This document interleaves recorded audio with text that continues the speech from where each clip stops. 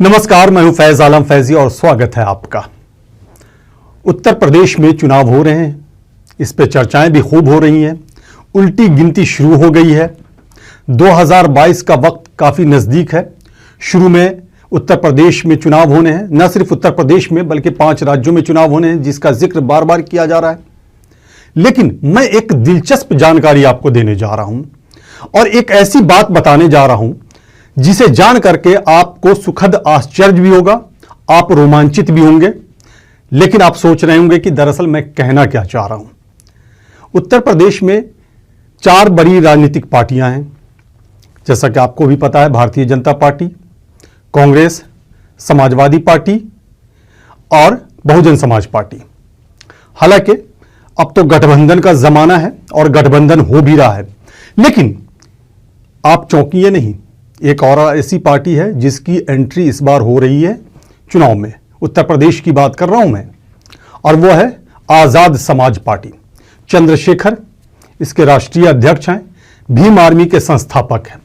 अब आप सोच रहे होंगे कि मैंने आजाद समाज पार्टी का जिक्र क्यों किया अचानक से। उसकी वजह है, वजह जान करके आप चौंक जाएंगे। थोड़ा सा इंतजार करना पड़ेगा आपको और आप इस वीडियो को देखते रहें, आपको बातें समझ में आ जाएंगी कि दरअसल उत्तर प्रदेश में सियासी खिचड़ी क्या बन रही है, क्या पकड़ रही है। आपको अंदाजा लग जाएगा। और इस बीच में मैं आपसे एक विनती जरूर करता चलूंगा, और वो ये है कि अगर आपने हमारे चैनल को सब्सक्राइब नहीं किया है तो इसे सब्सक्राइब जरूर कर लें और इसे शेयर भी करें। बहरहाल वापस आते हैं उसी बात पे, उसी टॉपिक पे। चंद्रशेखर आजाद, इन्होंने जबरदस्त एंट्री की है सियासत में। हालांकि इन्होंने चुनाव नहीं लड़ा है, न इनकी पार्टी ने चुनाव लड़ा है। बहुजन समाज पार्टी की अगर बात की जाए तो बहुजन समाज पार्टी का सियासी तजुर्बा बड़ा लंबा है और 4 बार तो खुद मायावती उत्तर प्रदेश की मुख्यमंत्री रह चुकी हैं, जैसा कि आपको भी पता है, जिसका जिक्र हमने भी कई बार किया है। लेकिन एक ऐसी बात बताने जा रहा हूं मायावती और चंद्रशेखर के बारे में जिसे आपको सुनना पसंद आएगा। क्या, मैं एक सवाल छोड़ रहा हूं, सवाल का जवाब आप तलाशें। क्या चंद्रशेखर और मायावती के बीच राजनीतिक दूरी एक प्लेटफॉर्म पर आती दिखाई दे रही है? क्या दोनों एक साथ चुनाव लड़ेंगे? इस सवाल का आप जवाब तलाशते रहें, लेकिन मैं जवाब भी बताता चलता हूं। चंद्रशेखर आजाद ने अभी जो ऐलान किया है, इसके बारे में भी शायद आपको जानकारी मिल गई होगी। इसके बारे में विपिन बेबाक, जो हमारे सहयोगी हैं, उन्होंने एक वीडियो पोस्ट भी किया है कि वो चुनाव लड़ेंगे और उन्होंने ये घोषणा की है कि वो योगी आदित्यनाथ के खिलाफ चुनाव लड़ेंगे। योगी आदित्यनाथ उत्तर प्रदेश के मुख्यमंत्री हैं, बीजेपी के कद्दावर नेता हैं, कहने की जरूरत नहीं। और चंद्रशेखर ने दिलचस्प बात यह कही है कि वो सुरक्षित सीट नहीं चुनेंगे।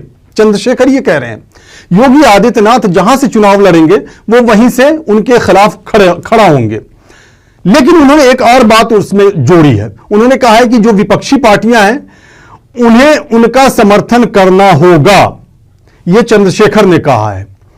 तो अब सवाल यह पैदा होता है कि क्या मायावती समर्थन करेंगी चंद्रशेखर का? अगर दूसरी पार्टियों को हम किनारे कर दें, समाजवादी पार्टी है, आरएलडी है, कांग्रेस है, बहुत सारी पार्टियां हैं, सबको किनारे कर दें हम, तो क्या मायावती या बहुजन समाज पार्टी, मायावती अध्यक्ष हैं, बहुजन समाज पार्टी की सुप्रीमो हैं, क्या वो सपोर्ट करेंगी? जवाब ये भी आपको तलाशना होगा, लेकिन मैं समझाता चलता हूं। शायद ऐसा लग रहा है, ये इशारे मिलते दिखाई दे रहे हैं कि मायावती सपोर्ट करेंगी, या ये भी इशारे मिलते दिखाई दे रहे हैं कि बहुजन समाज पार्टी के साथ अलायंस हो जाएगा आजाद समाज पार्टी का, जिसकी क़यादत चंद्रशेखर करते हैं, जिसके अध्यक्ष चंद्रशेखर हैं। उसकी वजह मैं बता दूं।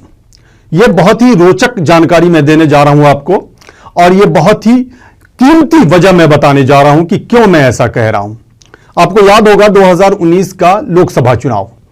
2019 लोकसभा चुनाव में मायावती ने अखिलेश यादव के साथ गठबंधन किया था, जिसमें आरएलडी भी शामिल थी। तब आजाद समाज पार्टी चुनावी मैदान में नहीं थी, चूंकि चंद्रशेखर ने पार्टी नहीं बनाई थी चुनाव में उतरने के लिए मैं कह रहा हूं। तब यह कहा था चंद्रशेखर ने कि वो पीएम मोदी के खिलाफ चुनाव लड़ेंगे। तब मायावती ने यह बात कही थी कि अगर चंद्रशेखर चुनाव लड़ते हैं तो प्रधानमंत्री नरेंद्र मोदी, हालांकि वो चुनावी मैदान में थे लेकिन प्रधानमंत्री भी थे, तो प्रधानमंत्री नरेंद्र मोदी चुनाव जीत जाएंगे। उसके बाद क्या हो गया? उसके बाद यह हुआ कि चंद्रशेखर ने विथड्रॉ कर लिया, चंद्रशेखर ने मना कर दिया चुनाव लड़ने से। तो क्या यह माना जाए कि चंद्रशेखर ने मायावती के मशवरे को माना?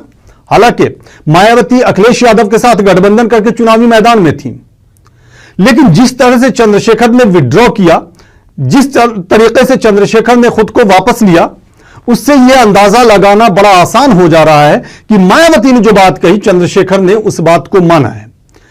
हालांकि कई मौके पर चंद्रशेखर यह कहते रहे हैं कि मायावती के साथ वो चुनावी समर में उतरना चाहते हैं, चुनावी मैदान में उतरना चाहते हैं। बहुजन समाज पार्टी ने हालांकि बहुत ज्यादा रिस्पॉन्स नहीं दिया है, लेकिन दलित समाज का एक वर्ग यह चाहता है कि मायावती और चंद्रशेखर मिलकर के चुनाव लड़ें। मायावती की अपनी एक पकड़ है।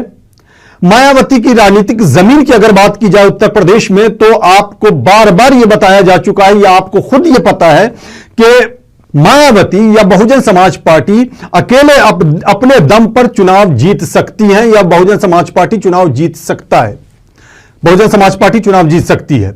और 2007 उसका एग्जाम्पल है, उसकी मिसाल है।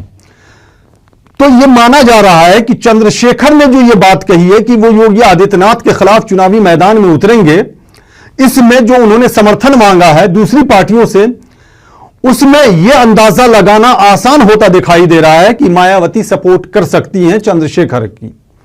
हालांकि यह जो खबर आ रही है अभी छन करके आ रही है, बिल्कुल साफ खबर नहीं आ रही, छन करके आ रही है, जिसमें सूत्रों का भी हवाला होता है और कभी कभी सूत्र बिल्कुल परफेक्ट हो जाते हैं। तो उत्तर प्रदेश की 403 विधानसभा सीटों पर हालांकि चंद्रशेखर ने यह भी कहा है कि वो जब चुनावी मैदान में उतरेंगे तो सवर्णों को टिकट नहीं देंगे। हालांकि बहुजन समाज पार्टी सवर्णों को टिकट देती है और आपने देखा कि इस बार तो बड़े ही जोर शोर से ब्राह्मण सम्मेलन भी किया जा रहा है। सतीश चंद्र मिश्रा जो बहुजन समाज पार्टी के राष्ट्रीय महासचिव हैं, उन्होंने इस सम्मेलन की अगुवाई की है। खुद मायावती भी इस सम्मेलन में शामिल होती रही हैं और कई नेता जो बड़े नेता हैं, खास करके 2 युवा नेता की अगर बात करें, वो यानी कि जो मिश्रा जी हैं उनके बेटे और मायावती के भतीजे, दोनों इसमें बहुत ही अग्रिम भूमिका में रहते हैं। तो ऐसा आभास हो रहा है कि चंद्रशेखर और मायावती के बीच में अंदर खाने कुछ खिचड़ी जरूर पक रही है। चूंकि जो गठबंधन का समीकरण बनता दिखाई दे रहा है, उसमें समाजवादी पार्टी ने कई पार्टियों से गठबंधन का ऐलान तो कर दिया है, जैसे उसमें राजभर की पार्टी है, उसके बाद इसमें महान दल है, आरएलडी के बारे में माफ कीजिएगा अखिलेश यादव ने ऐलान किया है। इसके अलावा माना यह जा रहा है कि और भी दूसरी छोटी पार्टियों को अखिलेश यादव उसमें शामिल कर सकते हैं। खुद शिवपाल यादव के बारे में भी अखिलेश यादव ने कहा है कि चाचा का सम्मान किया जाएगा और जसवंत नगर सीट से अगर चाचा शिवपाल यादव लड़ते हैं तो वहां कोई उनका कैंडिडेट नहीं होगा, उनके गठबंधन का कैंडिडेट नहीं होगा। लेकिन इसमें आजाद समाज पार्टी कहीं नहीं है। इस गठबंधन में बीजेपी के साथ आजाद समाज पार्टी जाने को तैयार नहीं, बिल्कुल मना कर दिया साफ तौर पर।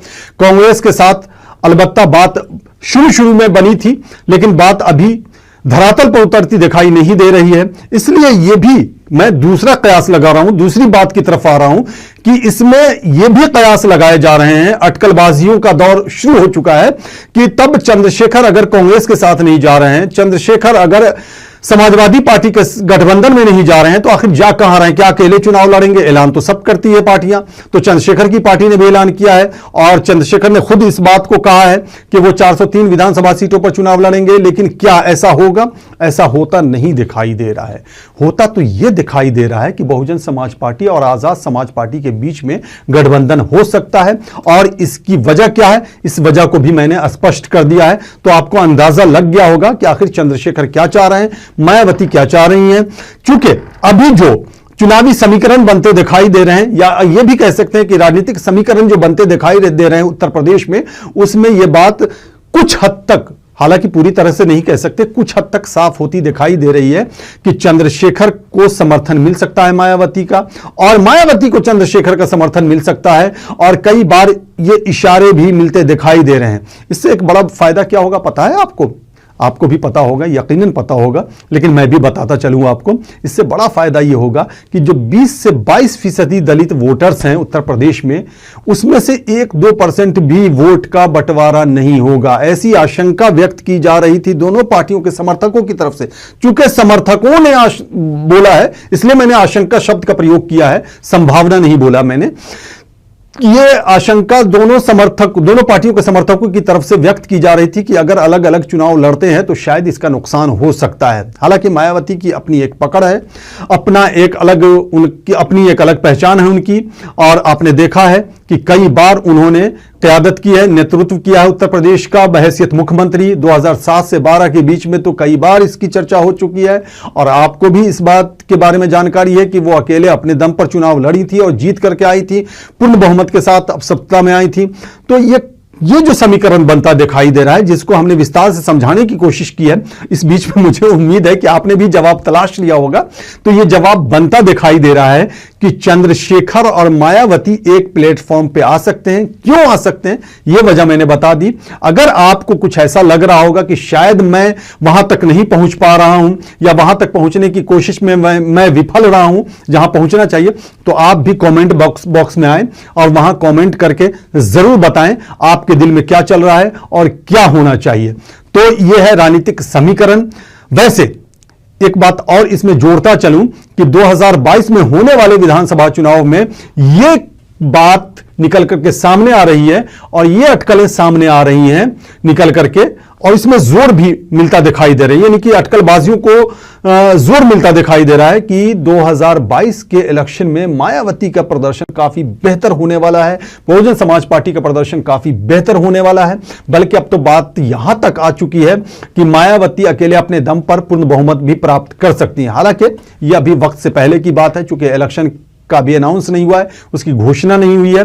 जैसे घोषणा होगी, इलेक्शन की जो प्रक्रिया शुरू होगी, जब मतदाता अपने मताधिकार का प्रयोग करेंगे, उसके बाद जब नतीजे आएंगे, तस्वीर बिल्कुल साफ हो जाएगी।